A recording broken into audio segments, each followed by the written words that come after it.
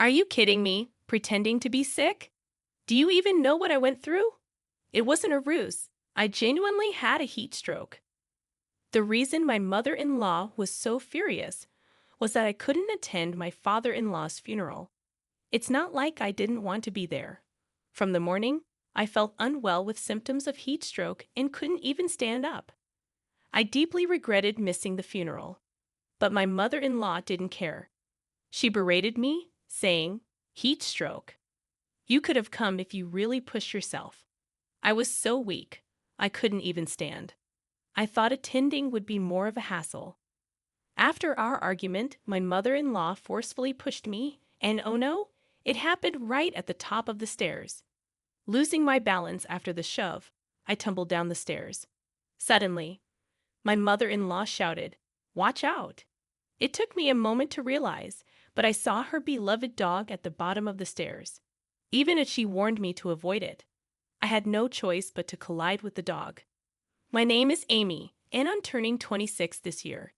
I've been married to my husband Kevin for 2 years, who is 4 years older than me. We don't have kids yet, but we live happily together. "Did you go to my mom's again today?" Kevin asked. "Yeah, sorry. I have to do that every day. Ever since we got married, I started a part-time job at a local supermarket. But every day after work, I must visit my in-laws. My mother-in-law is a stay-at-home mom, but she never does any housework herself." "You're going to keep working after marrying Kevin?" she asked during our first visit for introductions. "Why not switch to part-time, then come to our house every day and help with the chores? Your domestic skills will improve, right? If you don't like it, then you shouldn't marry Kevin." I reluctantly agreed, wanting to marry Kevin despite the ridiculous condition. Since then, I've been going to my in-laws' house every weekday to do chores. I'm told not to come on weekends because my father-in-law is home. She probably doesn't want him to find out. I have to handle everything: laundry, cleaning, preparing dinner, and shopping. On Fridays, I also have to prepare meals for the weekend. "It must be tough for you every day," Kevin acknowledges. "You can take a break once in a while, you know." "Yeah, but I'm okay," I reply, and my husband, seeing how exhausted I look every day, tries to comfort me with kind words. If I didn't have to go, I wouldn't. Not only do I have to do chores at my in-laws' place, but I also have to handle our own home. I once begged my mother-in-law for a day off, but she coldly suggested, "Oh, really? Then we don't need you in this family anymore. Why don't you divorce Kevin and live a carefree life on your own?" I don't want a divorce. My parents were thrilled about our marriage, so it's been hard for me to tell Kevin that it's too much for me. How much longer will this continue? Physically and emotionally, I felt I was reaching my breaking point and had dark thoughts every day. But I never imagined things would escalate so much with my mother-in-law. One day, after finishing my part-time job, I went to my in-laws' house as usual. My mother-in-law had a grave expression on her face. "What's wrong?" I asked. "Oh, Amy, it's nothing," she replied. But her somber face and low voice betrayed her usual self. Despite her reluctance, I pressed her again. "You clearly look upset. What happened?" "Well," she began, "my husband has been diagnosed with colon cancer. They've given him only a short time to live. He's been urgently hospitalized, and he might not come back home." I hadn't seen my father-in-law recently, so I had no idea he was suffering from such a severe illness. Being told about the limited time he had left, I didn't know how to comfort my mother-in-law, and I felt helpless. "You don't have to be down too," I said softly. "Just go home for a day." "Do you not want me to do the chores?" I asked. "I just want to be alone today, so no need for chores," she replied. Respecting her wishes, I left their home that day. But thinking about it, it's quite heartbreaking. If my husband, Kevin, had such an illness, it wouldn't be someone else's business. My mother-in-law must have been devastated. I decided to give her some space, and I didn't go to their house the next day. However, the day after that, she called. "Hello, how are you? Why didn't you come yesterday? I thought since you were feeling down, that's no excuse. Come over now." She didn't have to get so angry. After she hung up abruptly, I headed to their house immediately. "You worthless daughter-in-law," she shouted as I entered. "The laundry is piled up, and I couldn't even eat dinner yesterday. Get to work, and while you're at it, take care of the dog." Entering their living room, I was met with a chaotic scene of clothes strewn everywhere. How could they make such a mess in just a day? In a way, that's quite a talent. "I'll get right on it," I said, starting by picking up the clothes scattered on the floor and beginning to do the laundry. And there was such a pile. While I was operating the washing machine, my mother-in-law called from the living room. "Why are you just standing there? Hurry up and clean." I know, I muttered, holding back from retorting. If I talked back, she might threaten divorce again. She instructed me to clean the room where her beloved dog stayed. Ah, what's that awful smell? That room didn't have air conditioning, and the poor dog living in such conditions was pitiable. Moreover, its waste was left untouched, creating a terrible stench. "You should take better care of the dog," I said quietly, knowing this was her way of getting back at me. "If you care about the dog, then why?" While listening to my mother-in-law, I was thinking internally. After that day, her mistreatment escalated. Taking advantage of my father-in-law's absence, she started summoning me not just on weekdays, but on weekends too, burdening me with all sorts of chores. Ultimately, I even ended up having to walk her dog. Living this way, I lost a significant amount of weight. I was sleep deprived, waking up early, and looking after my own home became quite a challenge. Then, 6 months after my father-in-law's hospitalization, he passed away after his long battle. In the hospital room, my mother-in-law cried out, and I shed tears watching that scene. Though I hadn't seen him much recently, he'd always cared for me. It was heartbreaking that he was gone. I wanted to pay my respects and gratitude at the funeral. But the next day, I woke up feeling extremely ill. I wanted to bid him farewell with all my gratitude. However, when I woke up the next morning, I felt terribly ill. It was hard even to stand up. I had been making various preparations for my father-in-law's funeral, but symptoms similar to heat stroke began to manifest gradually. My hands and feet started cramping. "Hey, are you okay? You look pale." Kevin voiced his concern around noon. Apparently, my complexion was very off. "Yeah, I feel awful. My hands and feet are cramping. It might be heat stroke. Don't overdo it, okay?" "Yeah, I think I'll be okay if I just rest a bit." I reassured Kevin and decided to rest in a cooler room. However, even when it was time to head to the funeral, my condition didn't improve. "I'm sorry. I'm not feeling well. If I go like this, I might just be a bother." I expressed my regret to Kevin. "It's all right, Amy. Why don't you rest at home? I'll explain everything to everyone." "I'm so sorry I couldn't be there for your dad's last moments," Kevin comforted me. "Don't apologize. It's only natural to prioritize your own health. Make sure you get some good sleep, okay?" Reassured by my husband's kind words, I saw him off as he left for the funeral. Feeling relieved, I soon fell asleep. When I woke up and checked the clock, it was just past 5 o'clock a.m. the next morning. What? I slept that long? I was surprised at how long I'd been out. But thanks to that, I felt completely refreshed as I went about my usual routine, making breakfast and cleaning up. "Good morning. Did you sleep well?" my husband asked as he woke up. "Good morning. Thanks to you, I'm feeling great now." About yesterday, I explained everything to my husband. "I explained everything to Mom, but she's really upset you didn't attend the funeral," my husband said. "Figures. Guess I have to go and apologize," I sighed. I wasn't really looking forward to it, but I decided to head to my in-laws' house and apologize to my mother-in-law in person. "Hello. What are you doing here?" My mother-in-law greeted me coldly. "I'm sorry about yesterday. Just come in for now," I pleaded. Upon arriving at my in-laws, I apologized and was allowed inside. She glared at me with cold eyes, but she didn't say or do anything further and quickly retreated to her room upstairs. I need to apologize properly, I thought to myself. I followed her upstairs and tried to talk to her. "I'm really sorry about yesterday," I began. What are you sorry for? She snapped. For not being able to attend the funeral, I replied softly. The moment I said that, my mother-in-law screamed at me, her face red with anger. Are you kidding me? Faking sickness? Do you have any idea what I went through? I wasn't faking it. I really had heat stroke. I truly didn't want to skip the funeral. I wanted to be there for my father-in-law's last moments. I explained, but of course she didn't know how I felt and continued to yell at me. Heat stroke. You could have come if you really tried.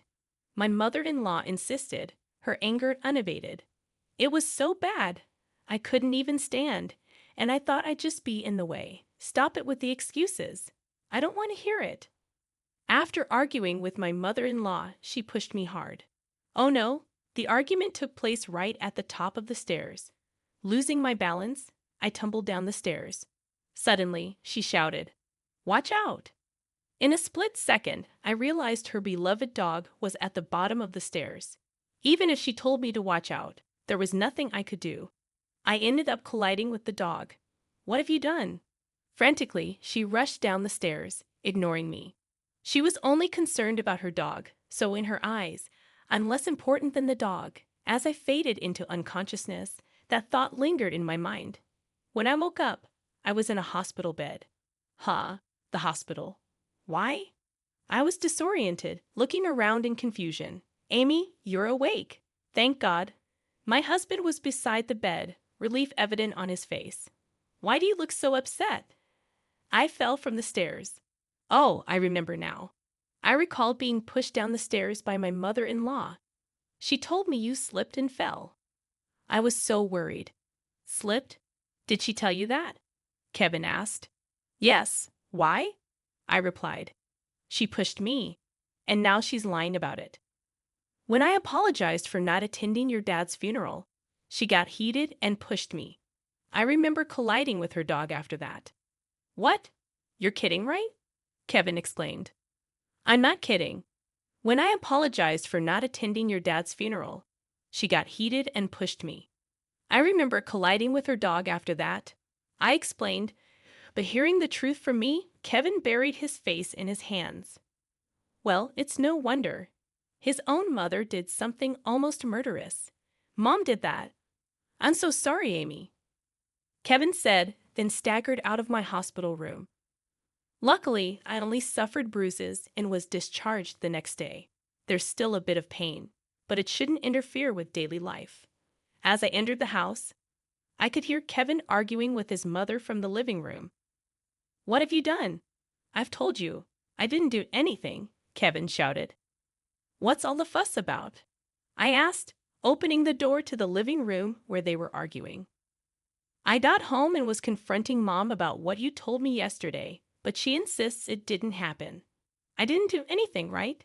Kevin questioned. The nerve of her to play innocent in front of me. I can't believe her. More importantly, because of you falling down the stairs, my dear dog got hurt. Aren't you going to apologize for that? My mother-in-law retorted. That dog? Glad it was only injured, but is she serious? She's the one who should be apologizing, I thought, my anger towards her starting to bubble up. If you don't say anything, how will we know? Can't you apologize? If you can't, maybe you shouldn't be with Kevin. Should I help you guys divorce? That's enough. I've had it. Having reached my limit, I decided to vent all the frustration. I've been holding back on her. If you want a divorce, go right ahead.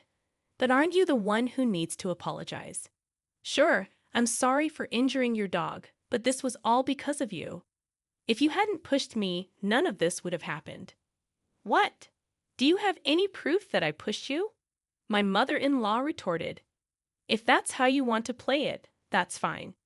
Maybe I should have the police investigate this as assault. If she thinks I'm just going to let this slide, she's mistaken, I challenged. But the moment I mentioned the police, her face turned pale. The police? You're exaggerating. I lost consciousness because of what you did. It was fortunate that I only got bruises, but what if it had been worse? What if I had died?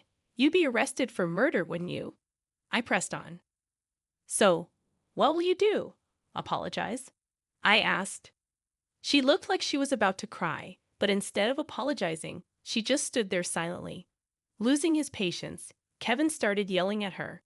"What's it going to be, huh? Say something." "Weren't you the one who said silence won't solve anything?" I interjected. I'm sorry. I promise I won't do anything like this ever again. Please forgive me," she finally apologized, but it took her son yelling at her to make her do so. She clearly didn't take me seriously. Even though she apologized, deep down, I felt resentment. "Well, all right. I'll let it slide just this once." I conceded, but she thought I'd forgive everything she's done. Boy, was she wrong. I confronted my mother-in-law and said, "As for this incident, sure, but I'm not going to let go of everything else. Every single day, you took advantage of me. Cleaning, laundry, cooking, shopping. You dumped everything on me. Every time I tried to refuse, you threatened me with divorce. I'm fed up. I never want to see your face again. Just get out of here." I'm so sorry." My mother-in-law's voice wavered, and she slumped to the ground. It seemed her knees had given out, unable to get up. "Don't you dare dump your chores on me again. And if you try anything like this, I won't hesitate to call the police. Got it? Now get out of this house," I demanded. "Yes, I'm sorry." She apologized once more, and in sheer fear, my mother-in-law crawled out of the living room and left my house. "That felt good, Amy? When you get mad, you're kind of scary," Kevin remarked. "Well, maybe if you take me lightly, you'll end up like your mother. I'd never underestimate you." "I'll take it to heart," I replied. After my mother-in-law left, Kevin and I had that conversation. In the past, I was constantly threatened with divorce by her, never really able to speak my mind. This incident allowed me to finally give her a piece of it, a silver lining in an unfortunate situation. Thinking about it, no one can force someone to divorce. Back then, I felt cornered, unable to think clearly. At least now, I don't have to visit and take care of her anymore. She's going to have to step up and do her chores. A week later, I was back to my peaceful routine. The bruises from the fall had healed, and I felt no pain. What made me happiest was not having to go to that stressful house every day. After finishing my part-time job, I returned home to relax and do housework. The simple joys in life felt so rewarding. "I'm home," Kevin announced as he returned from work, though he was later than usual. "Welcome back. You're late today. Did you have overtime?" I asked. "No, I went to check on my mother, right? I might have cut ties with her, but she's still Kevin's only remaining family," I thought. "Oh, I see. How's she doing? Is she okay?" I inquired. But as I asked, Kevin's face darkened. I thought, could she be sick? If so, I genuinely feel sorry for Kevin. Losing both parents to severe illness one after the other, I pondered. She's not doing any housework. The house is filled with trash, clothes scattered everywhere, and she hasn't been taking care of the dog either. It stinks so bad, really. She probably forgot how to do housework since she always relied on me. But when I yelled at her, saying if she can't clean, I'll put her in a care facility, she quickly started cleaning. It's just unbelievable, Kevin revealed. After being disappointed by her son and abandoned by her daughter-in-law, she's reaping what she sowed. 6 months later, Kevin occasionally visits her, but she's still as lazy as ever. But I've got my own life now. I have decided to live happily with Kevin and our unborn child without any interference, I concluded.